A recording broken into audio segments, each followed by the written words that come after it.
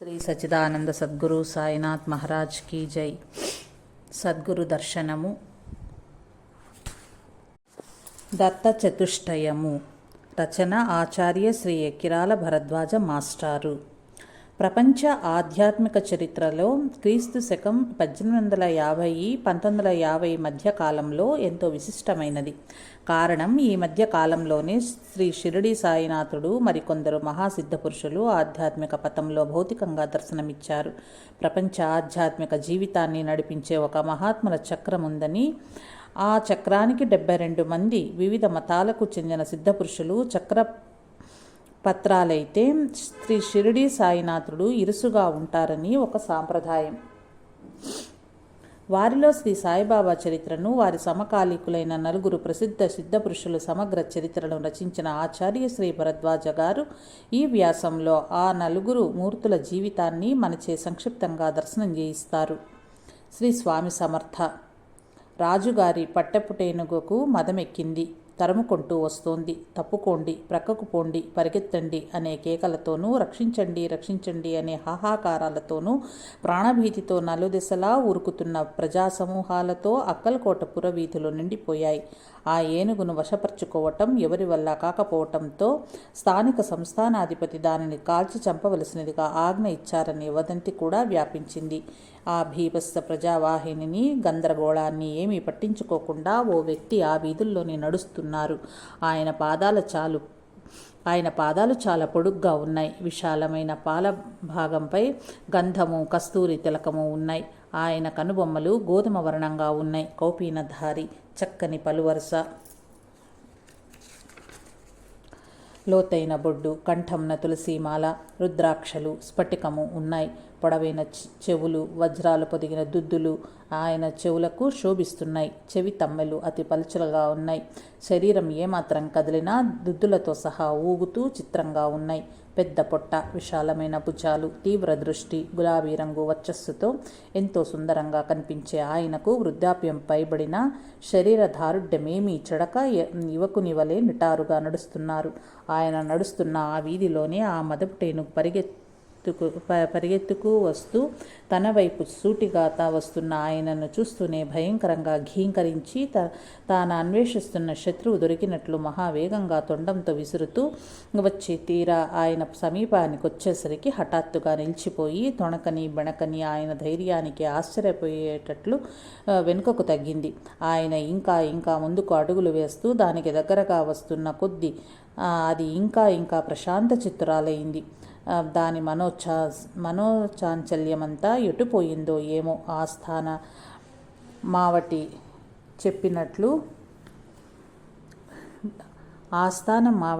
చెప్పినట్లు విని మరలా తిరిగి రాజభవనానికి మరలిపోయింది. ఏనుగంత బలం కలిగిన మానవునిలోని వాసనను మచ్చుక చేసుకోగల సమర్థులు మహాత్ములే కదా. సర్వజీవుల హృదయాధిపతి అయిన ఆయనే సర్వసమర్థుడైన శ్రీ అక్కల్కోట స్వామి సమర్థ 1856 సంవత్సరంలో మొదటిసారిగా అక్కల్కోట రాజద్వారం వద్ద కనిపించారు. ఆయన ఎప్పుడూ ఒక అలౌకిక స్థితిలో ఉంటూ మరి దేన్ని లక్ష్య పెట్టనట్లుంటారు. జంకు, భయము అంటే ఏమిటో ఆయనకు తెలియదు. ఆయన చర్యలు పసిపిల్లల చేష్టల వలె ఉంటాయి. ఉన్మత్తునిలాగా తనలో తాను మాట్లాడుకుంటూ నవ్వుకుంటూ ఉంటారు. ఒక్కొక్కప్పుడు ఆయన నోటి వెంట సంస్కృత శ్లోకాలు, కీర్తనలు దొర్లుతూ ఉంటాయి. భాషి మాట్లాడిన కొద్ది మాటలు కూడా చుట్టూ చేరిన వారి ఆంతర్యంలోని భావాలకు తగిలేలా ఉంటాయి. అహమ్మద్ అలీ ఖాన్ అనే ముస్లిం అక్కల్కోట రాజద్వారం వద్ద తిరుగాడుతున్న స్వామిని చుచ్చి పిచ్చివాడు కాబోలనుకొని ఆటలు పట్టించటానికి ఖాళీ చిలుముగొట్టాన్ని ఆయనకిచ్చి, ఇదిగో స్వామి, మీకోసం చిలుము సిద్ధం చేశాను, త్రాగండి అంటూ ఎగతాళిగా స్వామినికి అందించాడు. స్వామి తాపీగా దాన్ని అందుకుని పీల్చగానే అందులో నుంచి నిప్పు రవ్వలు గుప్పు గుప్పుగా పొగ బయటకొచ్చాయి. దాంతో ఆలీ హృదయంలో స్వామి పట్ల విశ్వాసం అనే నిప్పు రవ్వ రగులుకుంది. ఆ తర్వాత అచిరకాలంలోనే అక్కల్కోట్పుర ప్రజలు తమ మధ్య ఓ దివ్య జ్యోతి వెలుగొందటం గమనించారు. తర్వాత స్వామిని ఊరిలోని ఖండోబా దేవాలయం వద్ద కొంతమంది చూచి, ఎవరు మీరు, ఎక్కడి నుంచి వచ్చారని అడిగారు. అప్పుడు స్వామి వారితో, మా తల్లిదండ్రులు మాదిగవారు, మాది తోళ్ల పని అన్నారు. మరొకరితో ఆయన, నేను యజుర్వేద బ్రాహ్మణుడను, మాది కశ్యప గోత్రము, నా పేరు నరసింహఖాన్ కదిలివనం నుంచి వచ్చాను. మళ్ళీ అడిగావంటే తంతాను అన్నారు. ఇంకొకరితో ఆయన పొడి మాటలతో అన్నారు. మూలపురుషుడు వటవృక్షం మూలం, మూలానికి మూలం అని. మరొకరితో అనంతమైన విశ్వమే నేను సర్వత్రా ఉన్నాను. ఆయన సహ్యాద్రి, గిరినార్, కాశీ, మాతాపూర్, కరవీర్, పాంచాలేశ్వర, ఔదుంబర్, కరంజనగర్, నర్సోబావాడి, గణగాపూర్ నా ఇష్ట నివాసాలని చెప్పారు. అప్పటి నుంచి స్వామి తమ మహాసమాధి పర్యంతరం అక్కల్కోటలోనే ఉండిపోయారు. ఆ రోజుల్లో వేల కొద్ది జనులు స్వామి సర్వజ్ఞత్వాన్ని చవిచూచారు. 1857లో ఒకరోజు ఆయన అగ్గిపుల్లలు తీసుకుని వాటిని ఒక క్రమ పద్ధతిన నేలలో పాతి తన దుప్పటి దారాలు తీసి వాటితో పుల్లలను ఒకదానినొకటి కట్టడం మొదలుపెట్టారు. ఏమిటి స్వామి చేస్తున్నారని అడిగితే, నేను సైన్యాన్ని తయారు చేస్తున్నానన్నారు.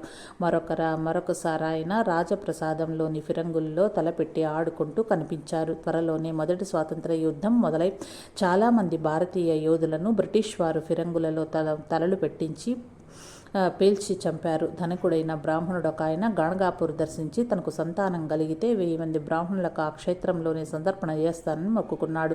త్వరలోనే అతని కోరిక నెరవేరింది. అయితే మొక్కు తీర్చుకోకముందే ఆ బ్రాహ్మణుడు వ్యాపారంలో సర్వం కోల్పోయి బికారి అయి దిగులతో గుంటె పగిలి మరణించాడు. అతని భార్య ఓర్పుతో పిల్లవాడిని పెంచుతూ వచ్చింది కానీ ఆంతర్యంలో మొక్కు తీర్చలేనందుకు వేదన పడేది.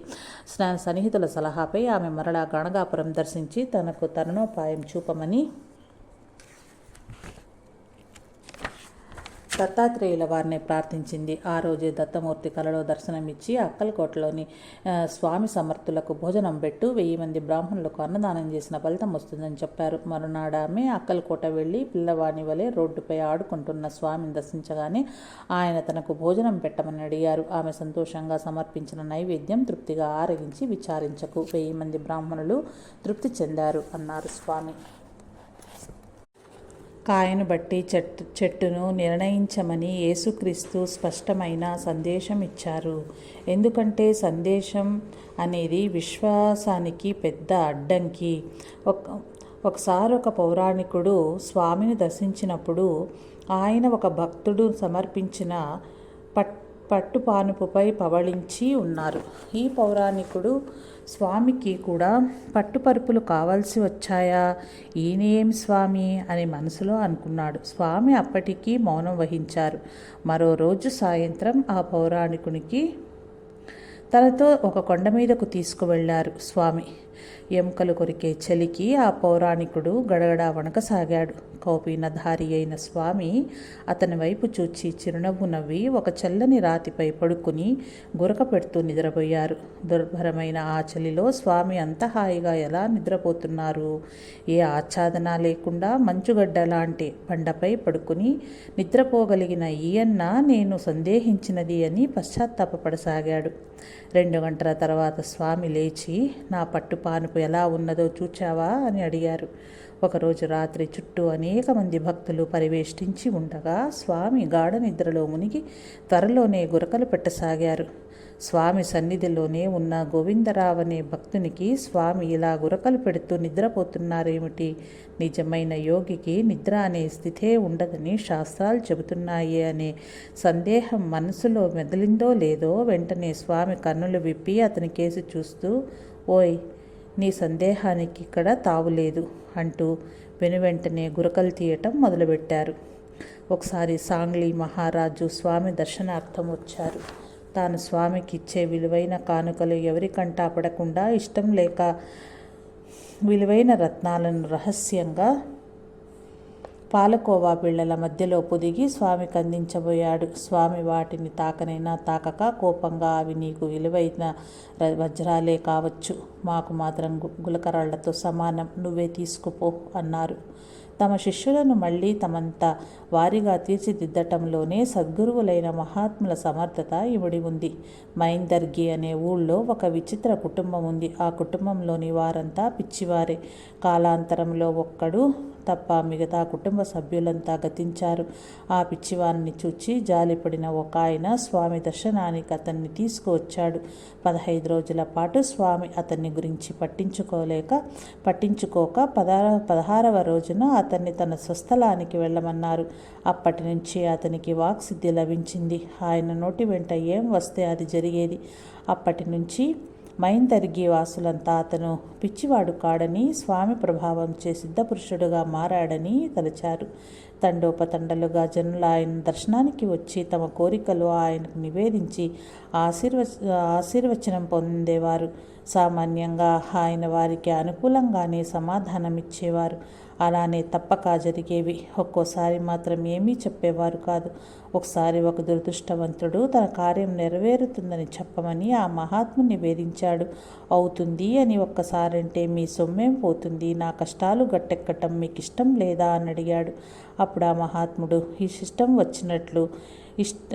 వచ్చినట్లు మాట్లాడితే అక్కలకోట స్వామి తనను తోలు వలిచేస్తారని చెప్పారు. సాధకులెందరో స్వామి వల్ల ఆధ్యాత్మికంగా ఉద్ధరించబడ్డారు. పండరీపుర నివాసి అయిన విఠల్ స్వామి గొప్ప యోగి. యోగ సాధనలో ఆయనకు ఆజ్ఞాచక్రం అనే యోగా కేంద్రాన్ని మేల్కొల్పడం ఎలాగో తెలియలేదు. ఆయన స్వామిని సందర్శించినప్పుడు ఆయనను చూస్తూనే స్వామి ఆ యోగ సాధనకు పరిష్కారాన్ని సూచించే యోగ సూత్రాన్ని వినిపించి అతనిపై యోగ దృష్టిని నిలిపారు. వెంటనే విఠల్ స్వామి మునుపెన్నడూ ఎరుగని ధ్యాన స్థితిలో మునిగి కొన్ని గంటల పాటులాగే ఉన్నత సమాధి నిష్టలో నిలిచిపోయారు.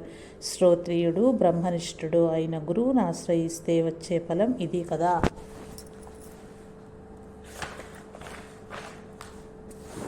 ఆ రోజుల్లో సంస్థానాధీశులు స్వామి తమ రాష్ట్రాల్లోనే ఉండాలనుకోవటంలో ఆశ్చర్యమేమీ లేదు. బరోడా రాజుగారు స్వామిని అక్కలకోట నుంచి తమ రాజ్యానికి రప్పించేటట్లయితే పెద్ద బహుమానం ఇస్తానని కూడా ప్రకటించారు. బరోడా మహామంత్రి అయిన తాత్యా సాహెబ్ తప్ప మరెవ్వరూ అందుకు ముందుకు రాలేదు.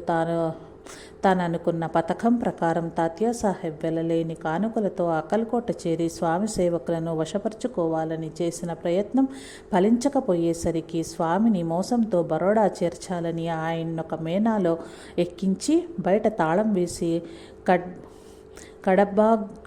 కడబాంగ్ రైల్వే స్టేషన్ చేర్చాడు. అక్కడ తాళాలు తీసి చూస్తే ఏముంది, అంతా ఖాళీ. స్వామి అందులో లేరు. కొందరు అసూయపరులు స్వామిని భ్రష్టుని చెయ్యాలని రాధ అనే వేశ్యను స్వామి చెంతకు పంపారు. ఆమెను చూస్తూ స్వామి పురుషునిలో లేని ప్రత్యేకత స్త్రీలో మాత్రం ఏముంది అని అడిగారు. అందుకు ఆ వేశ్య రోషంతో, ఎందుకు లేదు, స్త్రీలకు అందమైన పాలిన్లు ఉన్నాయి కదా అంటే స్వామి నవ్వుతూ, అవి నీకున్నాయా లేక నీ శరీరానికా? అవి నీవే అయితే నువ్వు వాటిని ఇంకొకరికి ఇవ్వగలగాలి కదా అన్నారు. సమాధానం చెప్పలేక మౌనంగా ఆమె స్వామికి శిరసా నమస్కరించి మరలిపోయింది.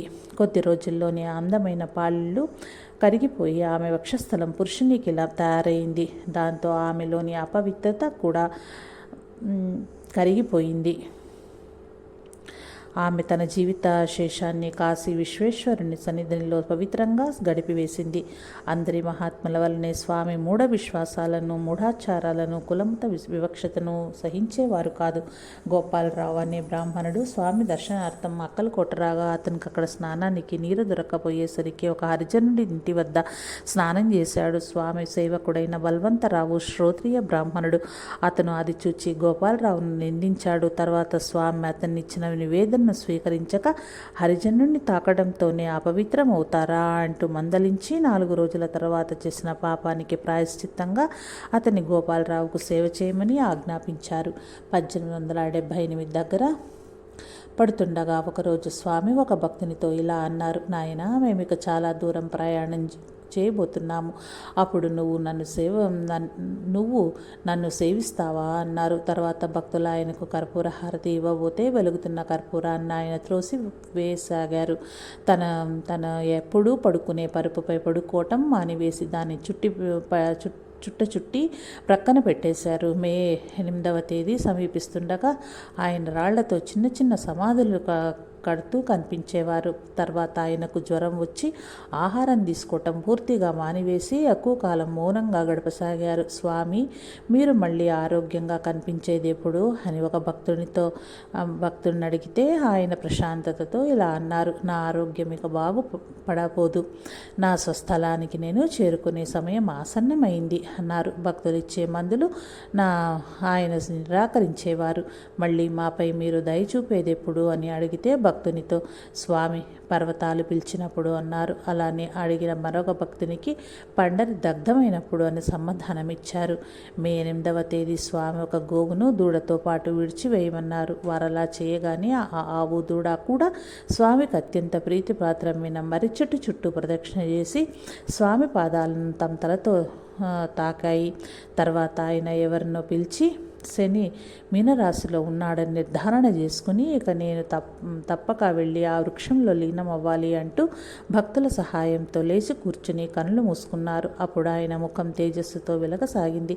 నా నిష్క్రమణాన్ని గురించి ఎవరూ విచారించకండి. నా భక్తులు పిలిచిన ప్రతి పిలుపు నాకు వినిపిస్తుంది. నేను సర్వదా ఉంటూనే ఉంటాను అన్నారు. వెంటనే ఆయన పద్మాసనంలో కూర్చుని తమ ఆత్మను అనంతంలో లీనం చేశారు. మహారాజు స్వామివారి భౌతిక కాయాన్ని ఊరేగిస్తూ తీసుకువెళ్ళి స్వామికి అత్యంత ప్రియమైన మర్రి చెట్టు క్రింద సమాధి చేయించారు.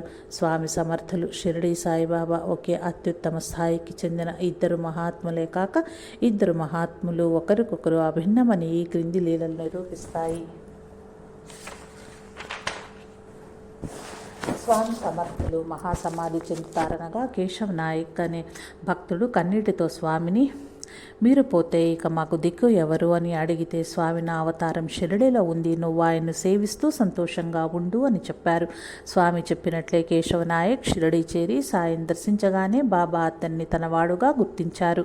భాయి కృష్ణాజీ స్వామి పాదుకలను పూజించుకోవటానికి అక్కల్కోట్ వెళ్ళాడు. ఆ రోజు రాత్రి స్వామి స్వప్న దర్శనమిచ్చి నేను ఇప్పుడు షిరిడీలో ఉన్నాను, నువ్వు అక్కడే వెళ్ళు అని చెప్పారు. కృష్ణజీ షిరిడి వెళ్ళి సాయి సన్నిధిలో 6 మాసాలున్నాడు. చివరికి అతడు అక్కలకోట వెళ్ళటానికి తనకు అనుమతి ఇమ్మని సాయిని కోరాడు.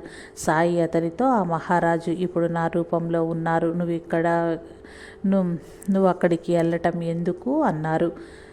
శ్రీ గజానన్ మహారాజ్ అది 1878వ సంవత్సరం ఫిబ్రవరి 23వ తేదీ మహారాష్ట్రంలోని షేవ్గావ్ అనే గ్రామంలో ఒక ధనవంతుని ఇంట బ్రాహ్మణ సమారాధన జరుగుతున్నది. ఎంగిలి విస్తళ్ళు దారి ప్రక్కన పారవేస్తున్నారు.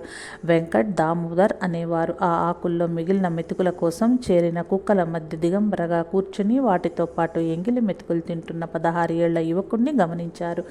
ఆ వ్యక్తి ముఖ వర్చస్సు చూడగానే వారికి శ్రీ దత్తాత్రేయుల వారు గుర్తొచ్చారు. వారు అతన్ని పిలిచి మంచి భోజనం పెట్టించారు. అతడు రుచిని ఏమాత్రం పట్టించుకోక అన్నింటినీ ఒకటిగా కలిపి కొంచెం తిని ప్రక్కనే ఉన్న మురికి గుంటల్లోని నీటితో తన దాహం తీర్చుకున్నాడు. అనతి కాలంలో ఆ యువకుడే శ్రీ గజానన్ మహారాజుగా ప్రసిద్ధికెక్కారు. ఆయన ఎప్పుడు గణగణాత్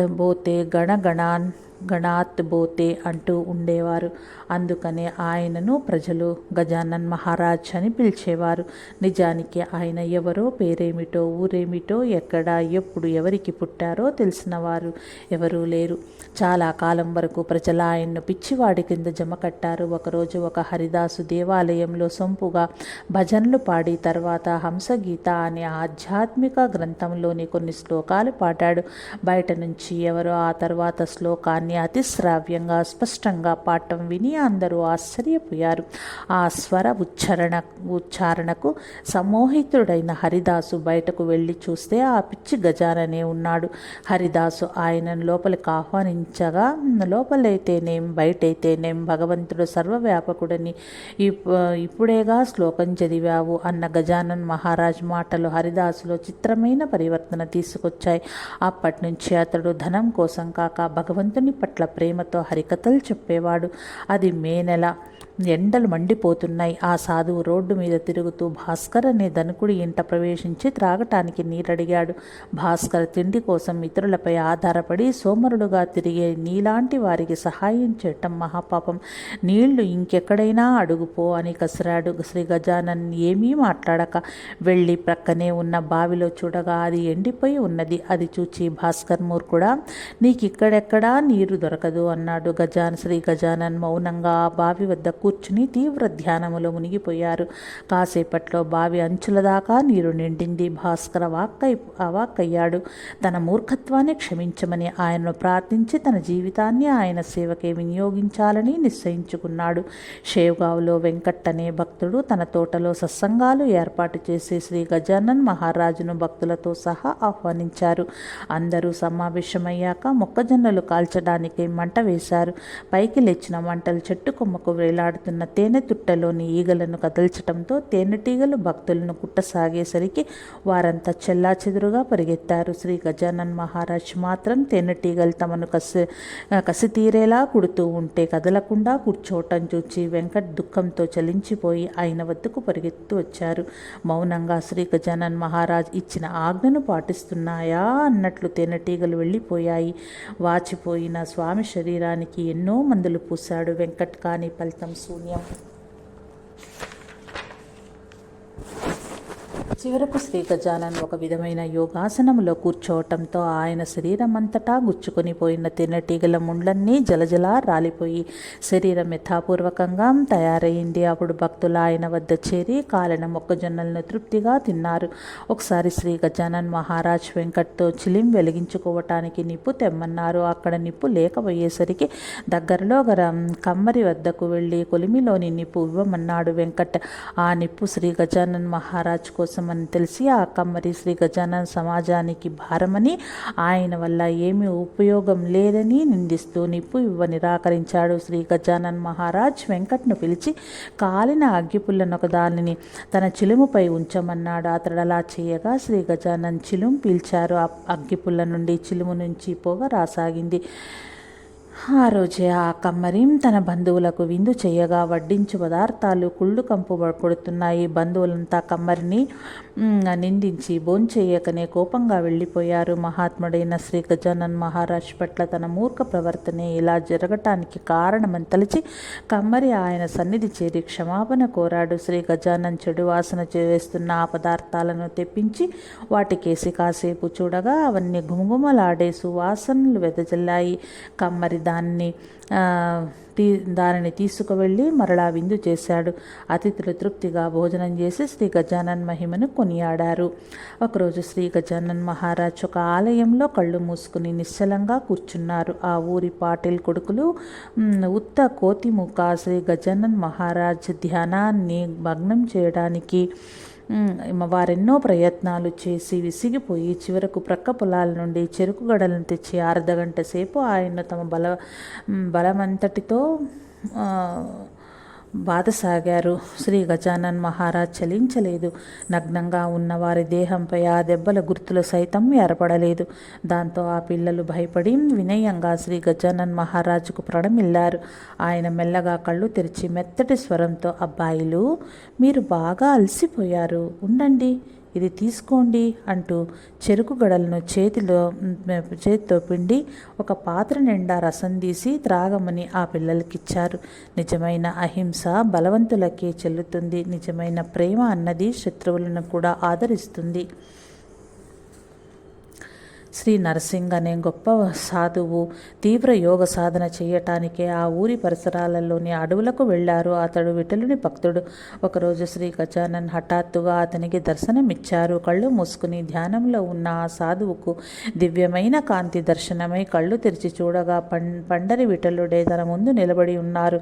అతడు విఠలునికి సాష్టాంగపడి లేచి చూడగా శ్రీ గజానన్ మహారాజ్ నవ్వుతూ నిలబడి కనిపించారు.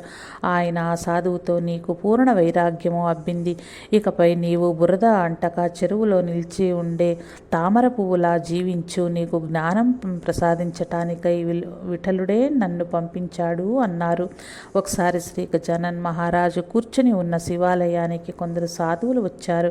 ఆ రోజు సాయంత్రం ఆ సాధువులలో పెద్దవాడైన బ్రహ్మగిరి భగవద్గీతలోని సాంఖ్య యోగాన్ని వివరిస్తూ, శరీరం భ్రాంతి జన్యం, దానికేమి ప్రాముఖ్యం లేదు అన్నాడు.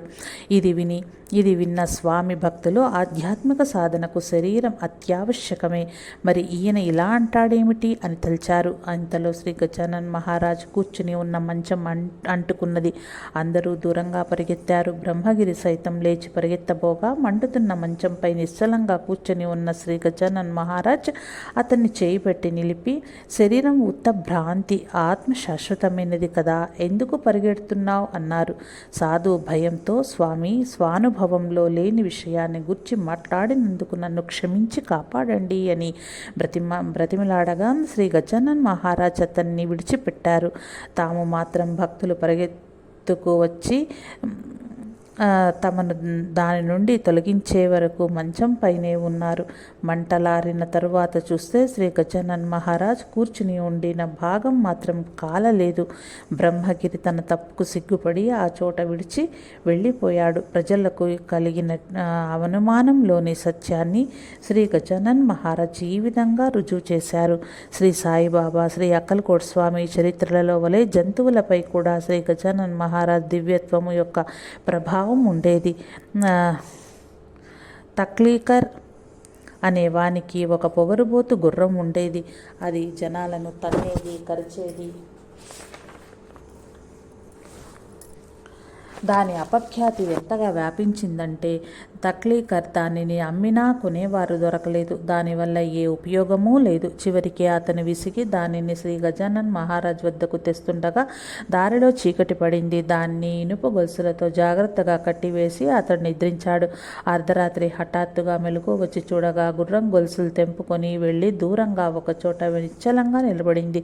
దాని కాళ్ల మధ్య పడుకుని నిద్రిస్తున్న శ్రీ గజానన్ మహారాజ్ కనిపించారు. తెల్లవారాగా ఆయన లేచి వెళ్ళిపోయారు.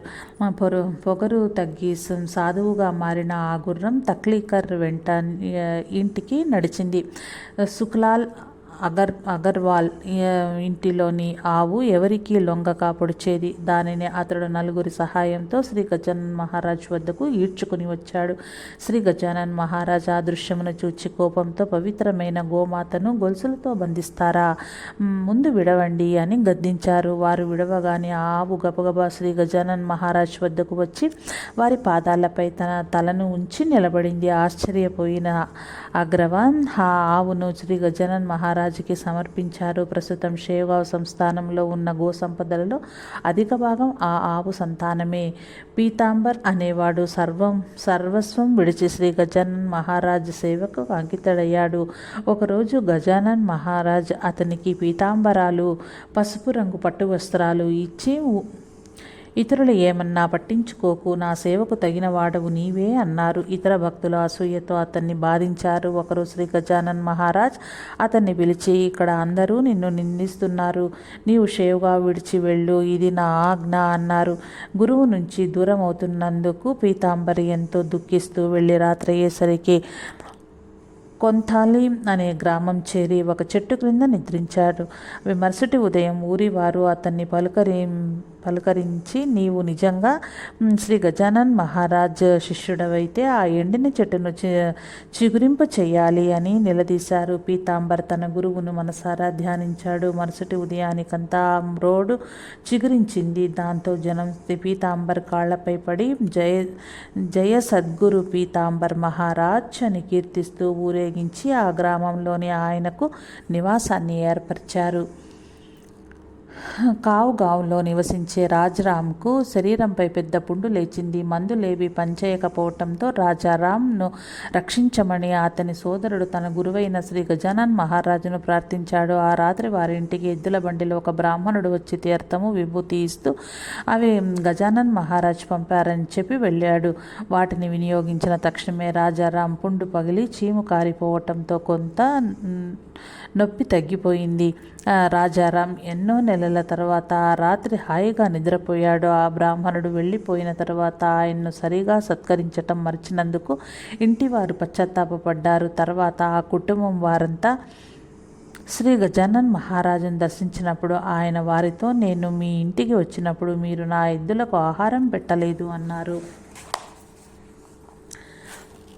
ఒకసారి శ్రీ గజానన్ మహారాజ్ పండరీపురం వెళ్ళి అక్కడ ఒక ఇంటి వాకిట కూర్చున్నారు. భక్తులంతా ఆలయానికి వెళ్ళారు.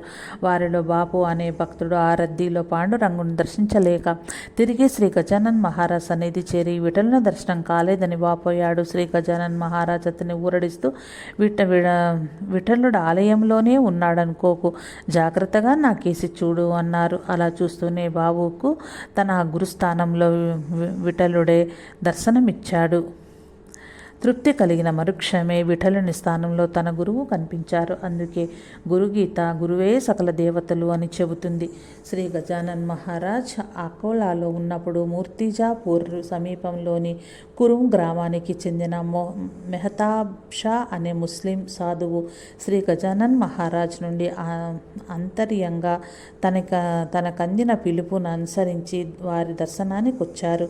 శ్రీ గజానన్ మహారాజ్ అతని వైపు వడిగా నడిచి, మత కలహాలు రేపావో జాగ్రత్త, మతాలు వేరైనా మానవులు ఒక్కటే, అందరూ దేవుని సంతానమే అని అతని చెంప మీద కొట్టి, సాధువైనందుకు అందరిపై ప్రేమ వహించు, సాధు లక్షణాలను అలవర్చుకో అలా అన్నారు కోపంగా. ఇంతలో బచ్చూలాల్ అనే భక్తుడు శ్రీ గజానన్ మహారాజ్ కొరకై ఒక బండిని పంపి ఆయన తన ఇంటికి ఆహ్వానించారు. బండి ఎక్కి వెళ్ళిన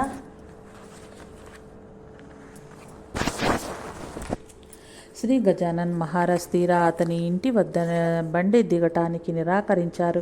బచ్చూలాల్ తన తప్పు తెలుసుకుని వెంటనే వెళ్ళి మెహతాబ్ షాను భోజనానికి ఆహ్వానించాడు. కానీ ముస్లిం అయినందున ఆయన తన ఇంటి సమీపంలోని మసీదులో కూర్చుని భుజింపమని ప్రార్థించాడు. వెంటనే శ్రీ గజానన్ మహారాజ్ కూడా తన ముందు వడ్డించిన పళ్ళెంతో పాటు లేచి వెళ్ళి ఆ ఫకీర్ వద్ద కూర్చుని కలిసి భోంచేశారు. భోజనం చేస్తున్నంతసేపు వారిద్దరూ ఒకరికొకరు ప్రేమగా చూచుకుంటున్నారు.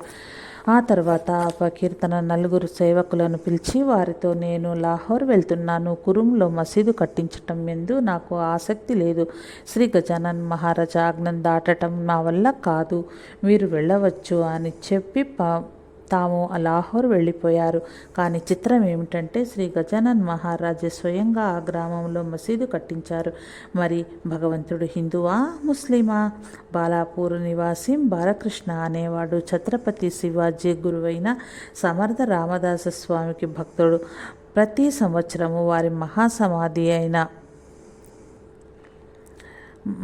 మహాసమాధి దినమైన దాసనవమికి సజ్జన్గఢ్ వెళ్ళేవాడు. బాలకృష్ణ వృద్ధుడైన తరువాత బలహీనత కారణంగా ఒకసారి అలా వెళ్ళలేక తన గురువును తన ఇంటనే దర్శనం ఇవ్వవలసిందిగా కన్నీళ్లతో ప్రార్థించసాగాడు.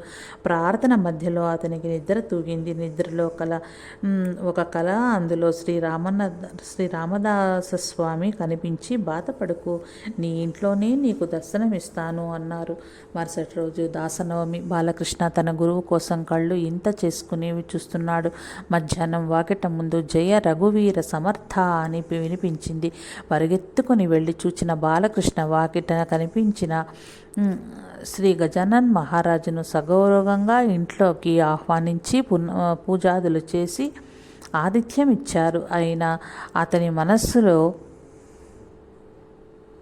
తన గురువు రాని కొరత మిగిలిపోయింది. తిరిగి ఆ రాత్రి రామదాస స్వామి తన కల్లో కనిపించి తనకు శ్రీ గజానన్ మహారాజుకు భేదం లేదని చెప్పటంతో కళ్ళు తెరిచిన బాలకృష్ణ నాటి నుండి శ్రీ గజానన్ మహారాజును తన గురువు అవతారంగా పూజించసాగాడు. అది 1909 సంవత్సరం. శ్రీ గజానన్ మహారాజు ఆరోగ్యం క్షీణించసాగింది. ఆ రోజు వినాయక చవితి కావటంతో శ్రీ గజానన్ మహారాజ్ భక్తులందరినీ పిలిచి భక్తితో పూజ చేయండి, ఆ తర్వాత విగ్రహాన్ని నీటిలో కలపండి అని చెప్పారు. భక్తులంతా ఏకకంఠంతో, మీరే మా గణేశులు, మీకే పూజ చేస్తాము అని ఆయన్ను పూజించారు. మరుసటి ఉదయం తిరిగి భక్తులందరినీ సమావేశపరిచి శ్రీ గజానన్ మహారాజ్ ఇలా అన్నారు: ఈ దేహయాత్ర చాలించబోతున్నాను. మీలో ఎవ్వరూ దుఃఖించకూడదు. నేను ఎప్పుడూ మీతో ఉంటాను అని. వారు పద్మాసనంలో కూర్చున్నారు. కాసేపటికి శరీరం చల్లబడి బిరుసెక్కింది. సూర్యుడు అస్తమించాడు. తర్వాత భక్తులు ఆయన దేహాన్ని ఊరేగించి ఆశ్రమంలో వారు ముందుగా సూచించి ఉన్న ప్రదేశంలో సమాధి చేశారు. తమ పేరిటితో తమ పేరేమిటో ఎవరికీ తెలియని ఆయన నామరూపరహితమైన తత్వంగా నిలిచారు. హజరత్ శ్రీ తాజుద్దీన్ బాబా. అది ఆగస్టు 17, 1925 సంవత్సరం. ఆనాడు జరిగిన 2 సంఘటనలు నాగపూర్ నగరవాసులను ఆవేదనలోనూ ఆశ్చర్యంలోనూ ముంచివేశాయి. హజరత్ శ్రీ తాజుద్దీన్ బాబా ఆ రోజే సమాధి చెందటం వారి ఆవేదనకు కారణమైతే, పండరి విఠల్ రుక్మాదేవి విగ్రహాలు 12 గంటల సేపు సంతతధారగా కన్నీరు కార్చడం వారి ఆశ్చర్యానికి కారణం. విగ్రహారాధన నిరసించే ముస్లిం మతానికి చెందిన ఫకీరు సమాధి చెందితే హిందూ దేవత విగ్రహాలు దుఃఖించటం విచిత్రం కాదా? దేవుడు హిందువా, ముస్లిమా? అసలు ఆయన మతమేది? మద్రాసు సైన్యంలో సుబేదారుగా పనిచేసిన బద్రుద్దీన్ గారికి 27 జనవరి 1861 గురువారం నాడు కామ్టే అనే గ్రామంలో జన్మించారు శ్రీ తాజుద్దీన్. జనన మరణాలకు, ప్రాపంచిక దుఃఖాలకు తాము అతీతులమని సూచించటానికా అన్నట్లు పుట్టగానే ఆ పసిగొడ్డు ఏడవలేదు. ముస్లింకు పవిత్రమైన రంజాన్ నెలలో పగటిపూట బాలుడసలు తల్లిపాలు కూడా త్రాగేవాడు కాదు.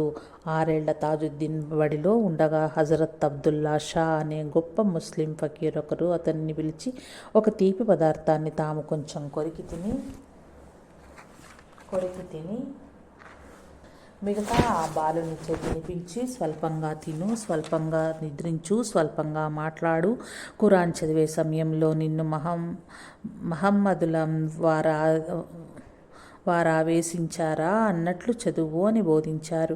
అప్పటి నుండి బాలుడైన తాజుద్దీన్ ప్రవర్తనే మారిపోయింది. 3 రోజుల పాటు ఏకధారగా ఆయనకు కన్నీరు కారాయి.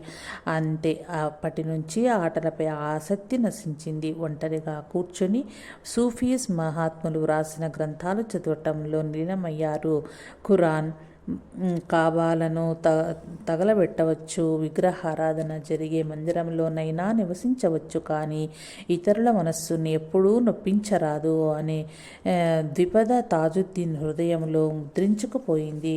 కుటుంబ పరిస్థితుల కారణంగా తాజుద్దీన్ తమ 12వ ఏట సైన్యంలోనే చేరటం తప్పనిసరైంది. ఎన్ని బాధ్యతలు ఉన్నా ఆయన నమాజు మాత్రం మానేవారు కాదు. ఒకసారి వీరు పనిచేస్తున్న సైనిక దళం సాగర్ అనే చోట శిబిరం వేసింది. అక్కడ ఒక దివ్యమైన గానం చేత ఆకర్షించబడి తాజుద్దీన్ ఆ వైపుకు వెళ్ళగా ఒక నిర్జన ప్రదేశంలో హజరత్ దావూద్ అనే చిస్తీ సాంప్రదాయానికి చెందిన గొప్ప ముస్లిం సాధువు దర్శనమైంది. అప్పటి నుంచి ప్రతిరోజు తాజుద్దీన్ ఆ సాధువును దర్శిస్తూ కఠినమైన ఆధ్యాత్మిక సాధనను చేసేవారు. చివరికి వారు తమ ఉద్యోగానికి రాజీనామా ఇచ్చి తీవ్రమైన ఆధ్యాత్మిక స్థితిలో ఉన్మత్తునిలాగా తిరుగుతుండేవారు. వారి అవ్వగారు వారిని కామ్టే తీసుకువెళ్ళి వారి పిచ్చి కుదర్చటానికి ఎన్నో ప్రయత్నాలు చేసినా ఆ పిచ్చి కుదరలేదు. తాజుద్దీన్ ఎండ వానలకు లెక్కించగా ఆ ఆహారాన్ని గూర్చి పట్టించుకోలేక దిగంబరగా ఊరంతా దిగారు. ఇలా తిరుగుతూ ఒకరోజు ఒక కంసాలి ఇంటికి వెళ్ళి ఆ ఇంటి వారితో వెంటనే ఇల్లు ఖాళీ చేసి వెళ్ళమని చెప్పారు. వారు తమకు తెలియకుండానే తాజుద్దీన్ గారి ఆజ్ఞను పరిపాలించారు. ఆ రాత్రి ఆ ఇల్లు కూలిపోయింది. ఆనాటి నుంచి వారి కీర్తి హజరత్ తాజుద్దీన్ బాబాగా వ్యాపించింది. అనతి కాలంలోనే తాజుద్దీన్ బాబా నాగపూర్ రోడ్లపై దిగంబరుడుగా తిరుగుతూ కనిపించారు. వారి ద్వారా వెల్లడైన ఎన్నో అద్భుతాల మూలంగా వారి దివ్యశక్తి ప్రకటన కావచ్చి జనం ఆయన చుట్టూ మూగసాగారు. ఒకరోజు ఆయన తనలో తాను, రేపు నేను పిచ్చాసుపత్రికి వెళ్ళాలి అని గొణుక్కున్నారు. మరుసటి రోజు యూరోపియన్ మహిళల టెన్నిస్ క్లబ్ వాకిట దిగంబరుడుగా నిలబడ్డారు. నిర్ఘాంతపోయిన యూరోపియన్ మహిళలు ఆయనపై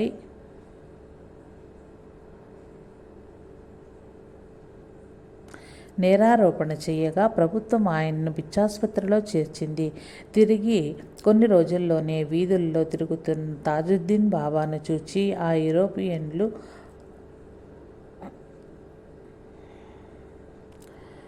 ఆయన్నలా ఎందుకు విడిచిపెట్టారో విచారించేందుకై ఆసుపత్రికి వెళ్ళారు. ఆసుపత్రి అధికారులు ఒక వారి వైపు ఆశ్చర్యంగా చూచి తాళం వేసి ఉన్న ఒక గది వద్దకు వారిని తీసుకెళ్లారు. చిత్రం, ఆ పిచ్చి తాజుద్దీన్ ఆ గదిలో బంధించబడి ఉన్నాడు. ఇలాంటి విచిత్రాలు ఎన్నో చూచిన ఆసుపత్రిలోని చాలామంది, మజీద్ ఖాన్ అనే డాక్టర్ సైతము తాజుద్దీన్ను మహాత్మునిగా గౌరవించారు. ఒకరోజు ఒక పిచ్చివాడు ఆసుపత్రి నుంచి తప్పించుకు వెళ్ళాడు. అధికారులు అతన్ని ఎక్కడ ఉన్నది తెలుసుకోలేక తాజుద్దీన్ బాబా సహాయం కోరగా వారు సరేనన్నారు. ఆ మరుసటి ఉదయం ఆ పిచ్చివాడు ఆసుపత్రికి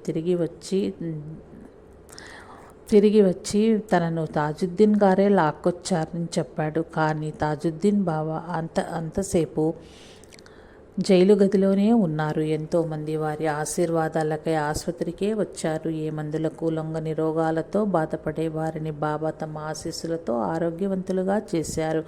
ఆ విధంగా పిచ్చాసుపత్రిలో 15 ఏళ్లు గడిచాక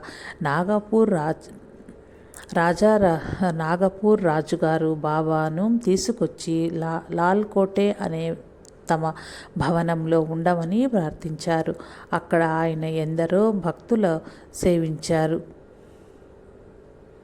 హిందూ భక్తులు ఆయన్ను భగవతావతారంగా పూజించుకునేవారు. బాబా వారికి ఎన్నడూ అడ్డు చెప్పలేదు. ఉన్నది రాజభవనం. రాజే తన భక్తుడు. చుట్టూ భక్తితో సేవించే భక్తులు వైభవానికేం తక్కువ.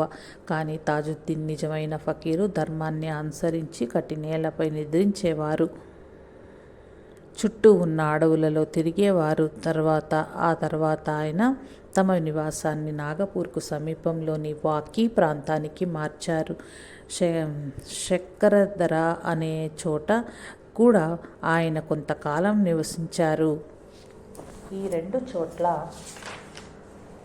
ప్రకటమైన వారి లీలెన్నో. ఒక్కసారి చనిపోయిన షేరు అనే తమ పెంపుడు కుక్కను గిరిజాబాయి అనే ఒక స్త్రీని బతికించారు.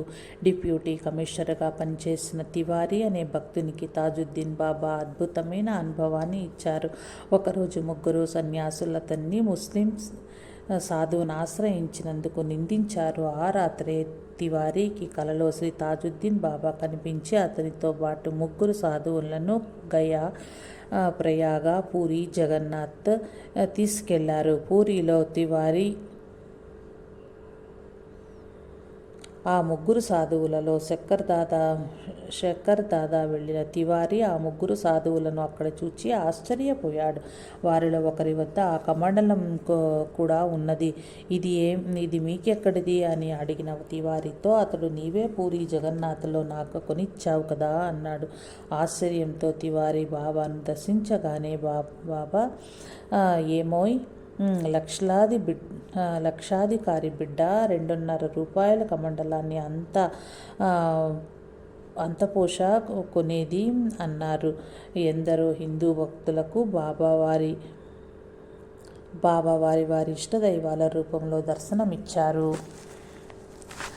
మనం వరుసగా చదువుతున్న ఈ 4 మహాత్ములు నివసించిన కాలంలోనే దేశంలో మత కలహాలు ఉధృతంగా చెలరేగాయి. అందుకనే ఈ 4 మత సామరస్యాన్ని ఎక్కువగా బోధించారు.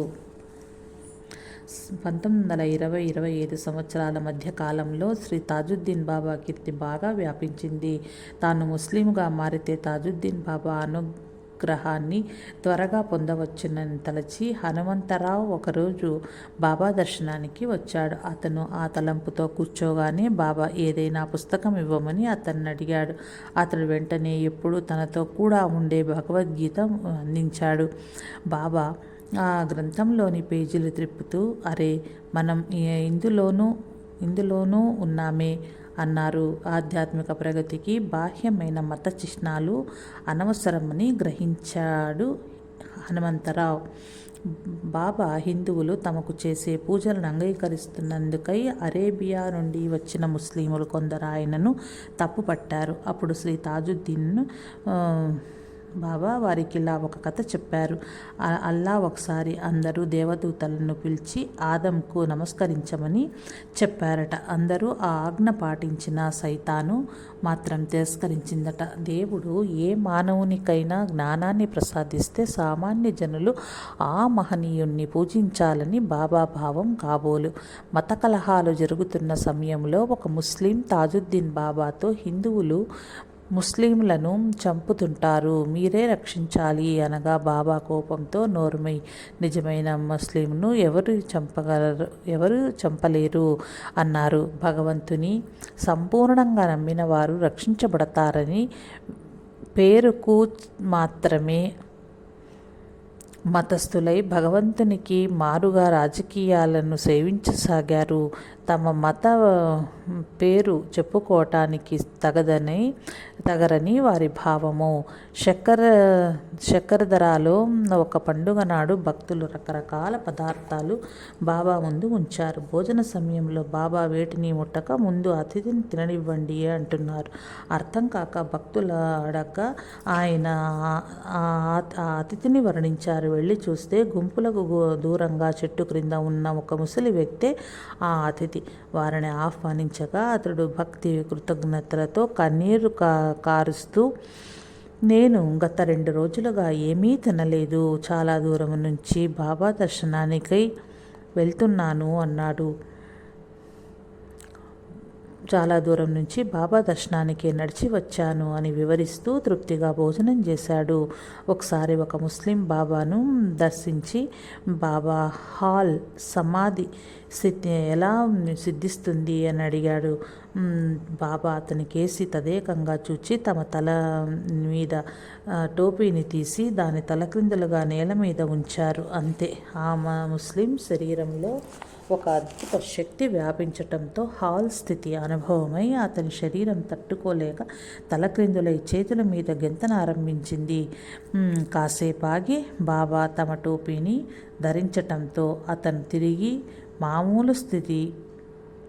మామూలు స్థితికొచ్చాడు. ఇట్టి అనుభూతిని ప్రసాదించే సామర్థ్యం సద్గురువులకు కాక ఇంకెవరిది?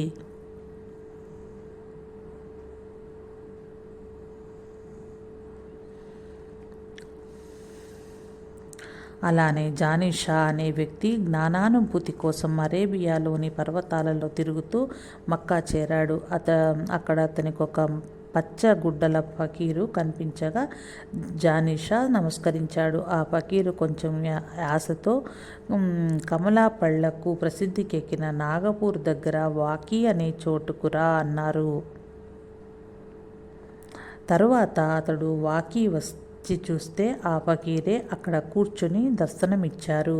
తాజుద్దీన్ బాబా ఆశీస్సులతో మహాత్ములైన వారు ఎంతోమంది ఉన్నారు. ఆంధ్రాలోని విజయనగరంలో నివసించిన శ్రీ కాదర్వలి బాబా అలాంటి వారిలో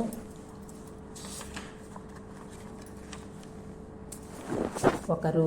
శ్రీ ఉపాసిని బాబా, శ్రీ నీలకంఠరావులను ఈ 4 మహాత్ములు కలిసి ఉద్ధరించటం విశేషం. బాబా దర్శనానికై వచ్చే వారందరూ పవిత్రులు కాకున్నా ఆయన దయాదృష్టి అందరిపై సమానంగానే ఉండేది. ఒకసారి ఒక వేశ్య వారిని దర్శించి, ఇక్కడకు వచ్చే వారందరూ పవిత్రులు, ఇక పావులకు ఎక్కడకు వెళ్ళాలి అని పాడింది. బాబా వెంటనే ఒక కరుణామయ్యి, మంచి వాళ్ళంతా అక్కడికి వెళ్ళాలి, పాపులే ఇక్కడకు రావాలి, ఆ విధంగా ఆశీర్వదించు అని అల్లాను ప్రార్థించారు. ఒకసారి వేల సంఖ్యలో తమ చుట్టూ ఉన్న భక్తులను పరికించి దృష్టిని ఆకాశం వైపుకు త్రిప్పి, భగవంతుడా, వీరి పాపాలకు సంజాయిషి నన్నడుగు, వారిని విడిచిపెట్టు, వారంతా నావారు అని ప్రార్థించారు. 1924 సంవత్సరంలో రహదారి కూడలికి దగ్గరలో ఒక టెంటులో ఆరంభించారు బాబా. ఒకరోజు దిఘోరి అనే ప్రాంతం వైపు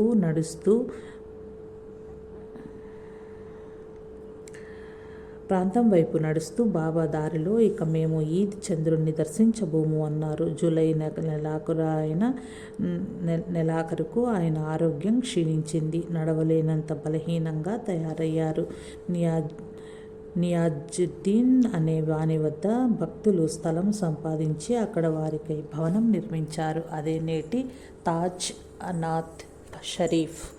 అక్కడ మసీదు నిర్మాణం పూర్తి కాగానే బాబా అందులో ప్రవేశించి కొంచెంగా ఎంగిలిపడ్డారు. తర్వాత మెల్లగా రోడ్డెంబటే నడిచి వెళ్ళి ఒక చోటే నుండి గుప్పెడు మట్టి తీసి వాసన చూసి ఈ నేల మంచిది, ఇక్కడ నాకు ఒక భవనం నిర్మించండి అని వెంటనే కాదు ఒక గుడిసె చాలు అన్నారు. బాబా ఆరోగ్యం రాను రాను క్షీణించసాగింది. నాగపూర్ రాజుగారు వంటి భక్తుల సైతం వారి అవసరాలు చూచేవారు.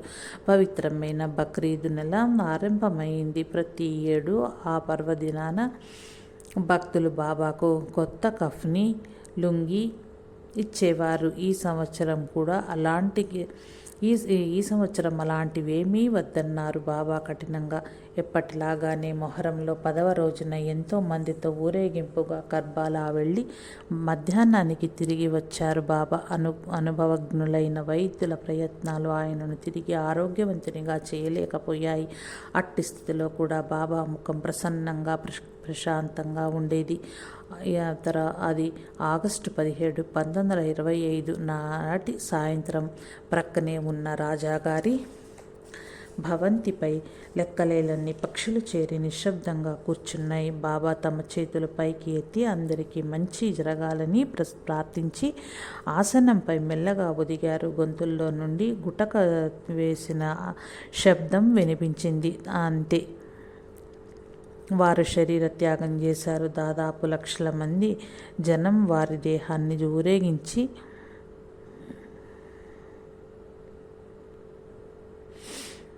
వారి చరిత్ర ఎలా ప్రారంభమైందో అలానే ముగిసింది. వారు పుట్టినప్పుడు గిట్టే ముందు కూడా ఒక బొట్టైనా కన్నీరు కార్చలేదు.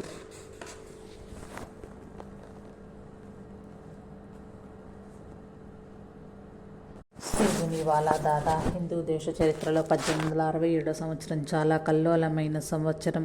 పాలకులైన ఆంగ్లేయులకు, పాలితులైన భారతీయులకు మధ్య సతవగాహన క్షీణిస్తున్న సమయం ఇది. ఆంగ్లేయుల దృష్టిలో ప్రతి భారతీయుడు అనుమానితుడై నర్మదా నది ఒడ్డున ఉన్న శ్రీ గౌరీశంకర్ మహారాజ్ వారి ఆశ్రమం కూడా వారి అనుమానపు దృష్టికి గురైంది. ఆ ఆశ్రమంలో నివసిస్తున్న 5,000 మంది సాధువులు గదర్ నుండి సాధువుల వేషాలలో పారిపోయిన రాజకీయ ప్రతినిధులేనని ఒక బ్రిటిష్ అధికారి ఆరోపించి ఆశ్రమానికి సంబంధించిన ఆదాయ వ్యయాలను వివరాలు అడిగారు.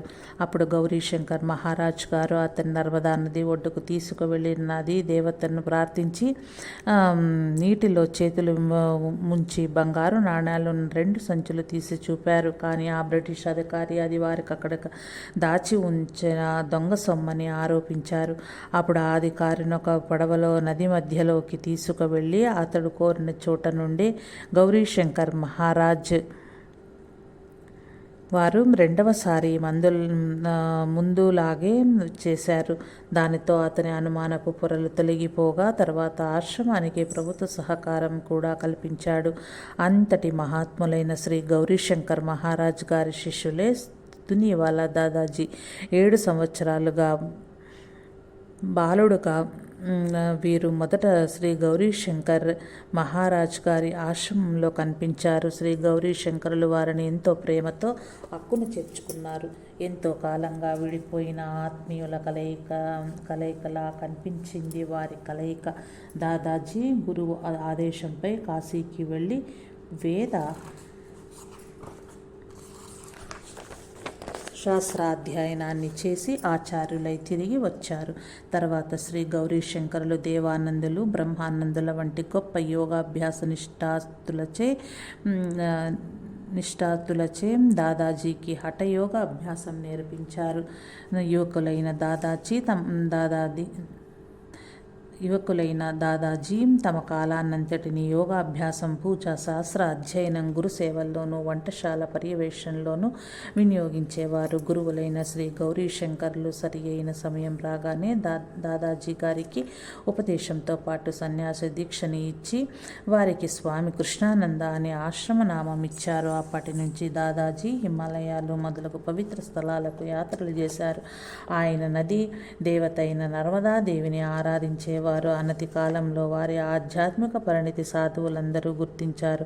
రాత్రి సమయంలో దాదాజీ నర్మదా నీటిలో ఇసుకను కలిపి తమ ప్రార్థనా బలంతో దానిని హల్వాగా మార్చి నిద్రించే అందరి సాధువుల ప్రక్కగా కొంచెం కొంచెం ఉంచేవారు.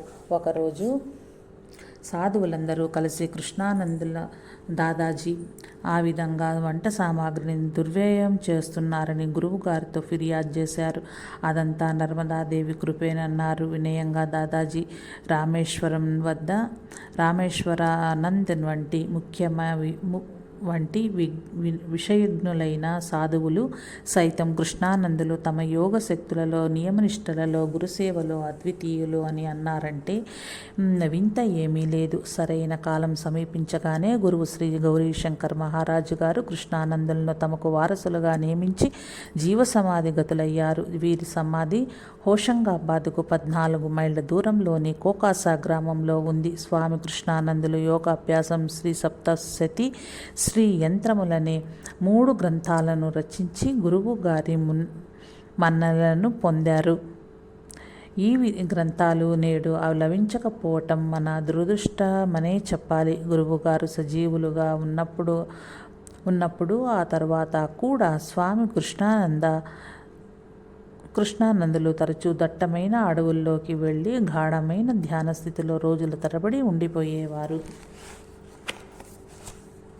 ఒకసారి ఆశ్రమ వాసులు అలా వెళ్ళిన కృష్ణానందుల కొరకు గాలించి చివరికి ఒక చోట నిర్జీవంగా పడి ఉన్న వారి దేహాన్ని చూచి దానికి అంత్యక్రియలు జరిపి నదిలో జలసమాధి విడిచి వెళ్ళారు. వారి దేహంపై విషసర్పం కరిచిన గుర్తులు కనిపించాయి. కొన్ని వారాల అనంతరం ఒక అద్భుతం ఆశ్రమవాసులకు తెలిసింది. హోషంగాబాద్లో పిచ్చివాణి వలె తిరిగి అవధూత రూపంలో స్వామి కృష్ణానందులు తమ దివ్య కార్యాన్ని నిర్వర్తిస్తున్నారు. ఆయన చుట్టూ మోగే చిన్న పిల్లలకు కోరినప్పుడల్లా కలకండ, మిఠాయి వంటి తినుబండారాలను అతి సులభంగా సృష్టించి ఇచ్చేవారు. ఇలా మూగే పిల్లల ద్వారా పెద్దలకు కూడా వారి మహిమ తెలిసింది. ఒకరోజు అలా వారు పిచ్చివారి వలె తిరుగుతూ ఒక లోతైన బావిలో పడి మరణించారు. కొన్ని వేల మంది భక్తులు చేరి వారి మృతదేహాన్ని పోలీసులు ఎదుటనే సమాధి చేశారు. తిరిగి కొన్ని వారాల్లోనే షాగ్పూర్ ప్రాంతం అడవుల్లో దాదాజీ తిరుగుతున్నారనే విషయం అందరినీ ఆశ్చర్యపరిచింది. ముఖ్యంగా పోలీసు వారికి పై అధికారుల వద్ద అవమానమే కాక ఈ విచిత్రం అర్థం కాని సమస్య అయింది. హోషంగాబాద్ ఆ చుట్టుపట్ల ఊర్ల నుండి ప్రజలు దాదాజీని దర్శించసాగారు. ఈసారి కృష్ణానందులు నయం కాని రోగాలను కూడా అవలీలగా తమ మహిమతో నయం చేయటం మొదలుపెట్టారు. ప్రేమ్ దాస్ అనే భక్తుడికి ఒకసారి వారిని నరసింగపూర్ తీసుకుని వెళ్ళాడు. అతడు పూర్తిగా అప్పులలో మునిగి జీవస్మరణ సమస్యలో ఉన్నాడు. ఒకరోజు కృష్ణానందులు కొన్ని వేల మంది భక్తులు చూస్తుండగా నర్మదా నదిలోని ఇసుకను కొంత తీసుకొని తమ మహిమతో బంగారంగా మార్చి అతనికిచ్చారు. వారలా ఎంతో మందికి అవసర సమయంలో తమ యోగ శక్తితో వస్తువులు సృష్టించి ఇచ్చి ఆదుకున్నారు.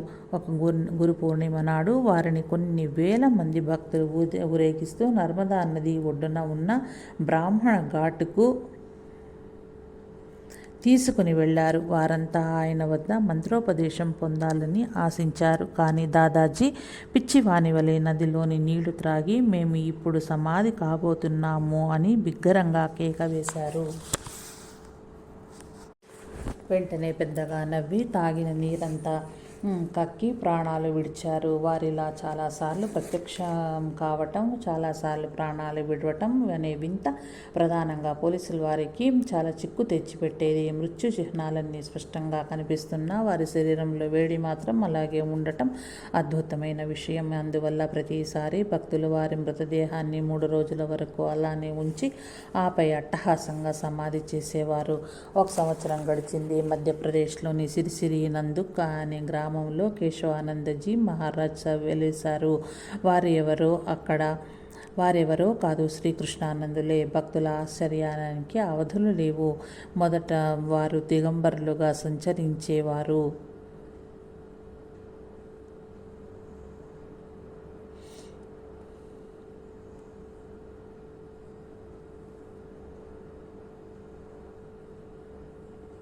మొదట వారు దిగంబరులుగా సంచరించేవారు. అక్కడ ఒక అంధుడైన బాలుడికి చూపు ప్రసాదించటంతో వారి యోగ శక్తి వెలువడైంది. సాయిఖేడా అనే గ్రామము శ్రీ స్వామి మదనానందులు, శ్రీ మగని బాబా, స్వామి సిరి హరియానంద వంటి మహాత్ములు నివసించిన పవిత్రమైన చోటు. శివలాల్ అనే దాదాజీ వారి భక్తులు స్వామివారిని ఆ చోట నివసించవలసిందిగా ప్రార్థించారు.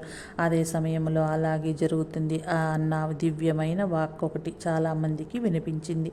అలాగే 1907 సంవత్సరంలో దాదాజీ ఆ చోటు చేరి 1928 సంవత్సరం వరకు అక్కడే ఉండిపోయారు. అన్ని మతాలకు, ప్రాంతాలకు సంబంధించిన వ్యక్తులు దాదాజీ వద్దకు రాజొచ్చారు. దాదాజీ మాత్రము యథాపూర్వకంగా అనేక చోట్ల కనిపిస్తూ ఉండేవారు. దాదాజీ జబల్పూర్కు చెందిన పండిత రామ్లాల్ గారి కుమారుణ్ణి, హోషంగాబాద్కు చెందిన పండిత రామకృష్ణ గారి భార్య, హార్దా నివాసి అయిన నారందేవుల బిడ్డ మరణిస్తే వారిని తిరిగి సజీవులు చేశారు. అలాగే పాములు, కుక్కలు, పక్షుల వంటి జీవులను సైతం ఒక్కొక్కసారి అవి చనిపోయిన వారం తర్వాత కూడా దాదాజీ తమ స్పర్శతో బ్రతికించేవారు. ఒకడొకసారి చనిపోయి కంపు కొడుతూ ఉన్న ఒకదానిని దాదాజీ వద్దకు తెచ్చి దీన్ని బ్రతికించండి చూద్దామన్నాడు. దాదాజీ దాన్ని ఒక్క గోనె సంచిలో వేసి తొడ క్రింద ఉంచుకొని భక్తులతో మామూలుగా మాట్లాడనారంభించారు. దుర్వాసన భరించలేని కొందరు దూరంగా వెళ్ళి కూర్చున్నారు. దాదాజీ కాసేపు అయిన తర్వాత సంచిని యువతలకు తీసి దాన్ని గట్టిగా చరిచారు. అంతే, ఆ కుక్క విదిలించుకొని లేచి అరుస్తూ అందరి మధ్యలో నుంచి పారిపోయింది. ఇలా నిత్యం వారి వద్ద జరిగే విచిత్రాలు ఎన్నో.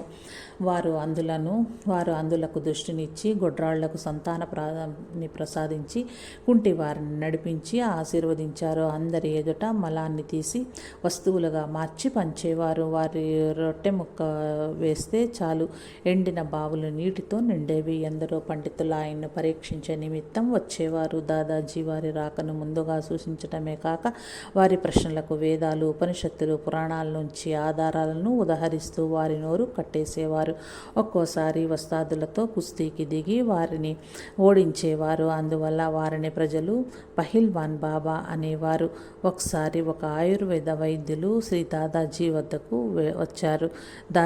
దాదాజీ వారితో, నీ దగ్గర ఉన్న నా వస్తువు ఇలా తే అంటూ ఆయన వద్దనున్న ఒక సీసాలోని 15 తులాల పాదరసాన్ని గుట్టుకుని మింగేశారు. అందులో ఒక్క చుక్క చాలు మనిషి ప్రాణాలు హరించటానికి. దాదాపు 5 నెలల తర్వాత ఆ పాదరసమంతా వారి ఎడమ పాదం నుంచి బయటకు ప్రవహించింది. ఆయా దేవతలను ఆరాధించే భక్తులకు ఆయా దేవతల రూపాల్లో దాదాజీ దర్శనమిచ్చేవారు. ఒకసారి అధికార పర్యటన కోసం వచ్చిన కొందరు బ్రిటిష్ అధికారులు దాదాజీని దర్శించారు. దాదాజీ వారిని అధికార దుస్తులను విడిచి టోపీలు మాత్రం ధరించి తిరిగి ఇంగ్లాండ్ వెళ్ళమని ఆజ్ఞాపించారు. అనతి కాలంలో భారతదేశానికి స్వాతంత్రం రావటంతో వారు మన దేశాన్ని విడిచి వెళ్ళవలసి రావటం తప్పనిసరైంది. దాదాజీ గారి వాక్కు తిరుగులేనిది. వారన్న ప్రతి మాట ఖచ్చితంగా నిజమయ్యేది. ఒకసారి ఒక వ్యక్తి తన భార్యతో పాటు దాదాజీ వద్దకు వచ్చి తప్పిపోయిన తన కుమారుణ్ణి జాడ చెప్పమని వేడుకున్నాడు. దాదాజీ కోపంతో, విధవా, నీకు కుమారుణ్ణి ఇచ్చిందే కాక వాడిని వెతికి పెట్టడం కూడా నా వంతేనా? వెళ్ళి ఆ వంతెన దగ్గర చూడుపో అన్నారు. వెంటనే అతడు ఆ చోటుకు పరిగెత్తికెళ్ళి అక్కడ కూర్చుని ఉన్న తన కొడుకును వెంటబెట్టుకొచ్చాడు. అక్కడే ఉన్న మదన్ లాల్ మీకు ఆ విషయం ఎలా తెలుసు అని దాదాజీని అడిగాడు. దాదాజీ, నీ ఉత్తమ మూర్ఖుడివి. మేమన్నది జరిగి తీరుతుంది. ప్రకృతి మా మాటకు బానిస అని తెలుసుకో అన్నారు. ఒకరోజు పాటిల్ను పిలిచి, దాదాజీ, అతనితో నీ ఇంట 2 లంకె బిందెలున్నాయి. త్రవ్వి 1 మాత్రమే నీవు తీసుకో అన్నారు. నిండా అప్పులతో మునిగి ఉన్న పాటిల్ వెంటనే అలాగే చేసి అవసరానికి లోబడి ఆ 2 బిందెలను సంగ్రహించాడు. ఆ రాత్రి అతని కొడుకు మరణించాడు. పాటిల్ ఏడుస్తూ, దాదాజీ దాదాజీని శరణు పొందాడో అప్పుడు కోపంతో, దాదాజీ, నీ దురాశ నీ దుఃఖానికి దుఃఖాన్ని తెచ్చింది. ఆ రెండింటిలో ఒక బిందెను ఆ చోటనే పూడ్చకపోతే దాన్ని బదులు నీ కొడుకునే పూడ్చవలసి వస్తుంది అన్నారు. బాటిల్ ఒక బిందెను పూడ్చివేయటంతో అతని కొడుకు తిరిగి బ్రతికాడు. మరొకసారి ఉన్నట్లుండి దాదాజీ కలకత్తాలో ఒకచోట అప్పుడు జరుగుతున్న ఒక నాటకాన్ని తాము చూచామని చెబుతూ అందులోని లక్ష్మణుడు పరశురాముల పాత్రలు సంభాషణను పూసగుచ్చినట్లు వివరించారు. కలకత్తా నుండి వచ్చి ఉన్న ఒక భక్తుడు వెంటనే గదర్వాడ వెళ్ళి టెలిఫోన్ ద్వారా కలకత్తాలోని తన మిత్రులను విచారించగా దాదాజీ మాటలు అక్షరాల నిజమని రుజువయ్యాయి. ఒకరోజు ఒక యోగి తన యోగాభ్యాసంలో పొందవలసిన ఒకానొక అనుభూతి చాలా కాలంగా పొందలేక దాదాజీ సహాయం కొరకై వచ్చాడు. కానీ తన సమస్య చెప్పుకోవటానికి ధైర్యం చాలలేదు. తాము దర్శించిన ఎందరో యోగుల విషయంలో లాగే ఇక్కడ జరిగిందని నిరాశపడ్డాడు. ఆ రోజు రాత్రి 11 గంటల సమయంలో దాదాజీ ఆయన కాలిపై గట్టిగా చరచడంతో ఆయనకు ఆ అనుభూతి కలిగింది. తనకు యోగ సిద్ధి లభించిందని ఆయన పిచ్చిగా కేక వేసి దాదాజీ గారి పాదాలను పట్టుకున్నారు. ఒకసారి విఠల్ భజనలు చేసే కొందరు షేవావ్లోని శ్రీ గజానన్ మహారాజ్ చెంత పాండురంగ భజనలు చేశారు. శ్రీ గజానన్ మహారాజ్ వాళ్ళ చేతికి తాంబూలం ఇచ్చి దీన్ని మా సోదరులైన దాదాజీకి చేర్చండి అని చెప్పారు. ఆ భజన మేడవారు సాయి ఖేడా చేరి దాదాజీ ఎదుట భజన చేశారు. ఆ రాత్రి తాము పండరీపురం వెళ్తున్నామని దాదాజీతో అన్నారు. దాదాజీ వెళ్తున్న వారిని వెనక్కు తిరిగి చూడమన్నారు. అలా చూచిన వారికి తమ ఎదుట పండరి ఆలయము, అందులోని విఠలుని దర్శనము లభించింది. దాంతో వారు దాదాజీకి నమస్కరించి తెల్లవారే వరకు నిలవకుండా భక్తితో భజన చేశారు. తెల్లవార్లు నిలపకుండా భక్తితో భజన చేశారు. మరుసటి ఉదయం వెళ్ళటానికి అనుమతి కోరిన ఆ భక్తులతో, దాదాజీ, నా సొమ్ము కాచేయటానికి మీకెంత ధైర్యము, ఏది నా తాంబూలం ఇలా ఇవ్వండి అని అడిగి తీసుకున్నారు. హార్దా నివాసి అయిన సదాశివ్ షిరిడి సాయినాథుని భక్తుడు. 1918లో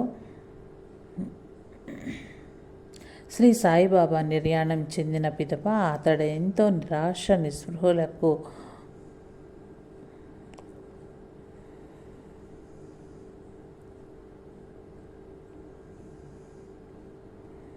లోనయ్యాడు. ఒక రాత్రి అతనికి కలలో సాయినాథుడు కనిపించి, బిడ్డా, దుఃఖించవద్దు, ఇప్పుడు నేను సాయి ఖేడాలో ఉన్నాను, నా దర్శనానికి రా అని చెప్పారు. అనతి కాలంలోనే సాయి ఖేడా చేరిన సదాశివ్కు దాదాజీ స్థానంలో బాబా దర్శనం కాగా సంతోషంతో తరచూ దాదాజీ దర్శనానికి వచ్చేవాడు. నీలకంఠరావు శ్రీ తాజుద్దీన్ బాబాకు దాదాజీకి భక్తుడు. తన ఇంట శ్రీ తాజుద్దీన్ బాబా పటం ఎదుట కూర్చుని ధ్యానం చేస్తున్న అతనికి ఒకనాడు సమాధి స్థితి అనుభవమైంది. మరుసటి ఉదయం దర్శనానికి వెళ్ళిన అతనికి తాజుద్దీన్ బాబా, దునివాలా దాదాజీ దర్శనం చెయ్యి అని ఆజ్ఞాపించారు. అతడు అలాగే చేశాడు. బాబా తాజుద్దీన్ నిర్యాణానంతరం ఒకసారి షేక్ మునీర్ మొదలగు ఇతర భక్తులతో కలిసి దాదాజీ దర్శనానికి వెళ్ళినప్పుడు తాజుద్దీన్ బాబా మరణించింది మనమే అని దాదాజీ వారిని సమీపంలోనున్న చెట్టు క్రిందకు వెళ్ళి దర్శనం ఇచ్చారు.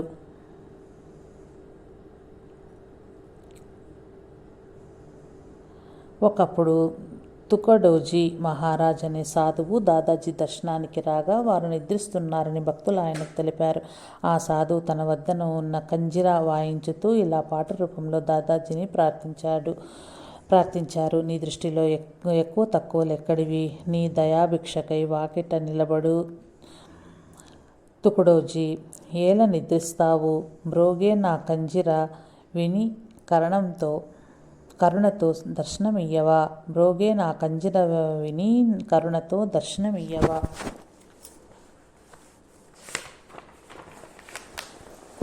వెంటనే దాదాజీ అతని కోరిక మన్నించి దర్శనమిచ్చి బొప్పాయి పండు ముక్కను ప్రసాదంగా ఇచ్చారు. దాన్ని తీసుకుని తుకడోజీ హరిహర బోల్ మహారాజ్ అని మరొక సాధువును దర్శించి వారితో ఈ ప్రసాదాన్ని ఇద్దరూ కలిసి పంచుకుందామన్నాడు. హరహర బోల్ మహారాజ్ తమకా బొప్పాయి ముక్కనిస్తే ఒక పుచ్చకాయ మొత్తం బదులుగా ఇస్తానన్నాడు. అదే సమయంలో వారి దర్శనానికి వచ్చిన ఒక భక్తుడొకడు పుచ్చకాయ వారి ముందు ఉంచారు.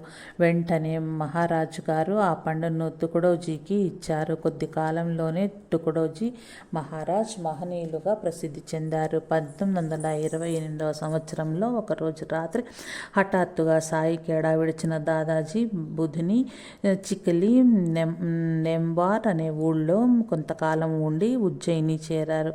అక్కడే 1 సంవత్సర కాలం పాటు ఉన్నారు. ఆ పైన బచ్ బాహులో 3 నెలలు ఉన్నారు. తర్వాత తమ స్వస్థానమైన కాశీ వెళ్ళాలని చెప్పారు. దాదాజీ నవంబర్ 1930లో ఖాండ్వా చేరారు. ఆ నెలలోనే 29వ తారీఖున కట్టె పొంగలి కాస్త తిని మంచంపై పడుకున్నారు. భక్తులు వారిని అనుగ్రహించిన చివరి దర్శనం ఇదే. దర్శనానికై వచ్చిన గుంపులను ఆపజాలక రక్షణ కోసం వారి పడక చుట్టూ కర్రలతో అడ్డు కట్టారు. అలా పడుకున్న దాదాజీ వరుసగా 4 రోజులు లేవలేదు. భక్తులు వారు నిద్రిస్తున్నారని భావించారు. కాస్త అనుమానం తోచగా హరిహర బోల్ మహారాజ్, గంగాధర బ్రహ్మచారి వంటి భక్తులు మెల్లగా దాదాజీ ముఖం మీద గుడ్డను తొలగించి చూచారా. దాదాజీ నిర్యాణము చెందారన్న కఠోర సత్యాన్ని వారు గుర్తించక తప్పలేదు. నిర్ఘాంతపోయిన భక్తులంతా ఒక్కసారిగా పెద్ద పెట్టున దుఃఖించటం మొదలుపెట్టారు. అంతే, కొన్ని లక్షల మంది ప్రవాహంలా చివరి దర్శనానికై వస్తూనే ఉన్నారు. భక్తులంతా కలిసి శాస్త్రోక్తంగా దాదాజీ గారి దేహాన్ని సమాధి చేశారు. డిసెంబర్ 3, 1930 నాటికి సమాధి వెలిసింది. నేటికి దాదాజీ నిర్వహించిన ధునిని సంస్థానం వారు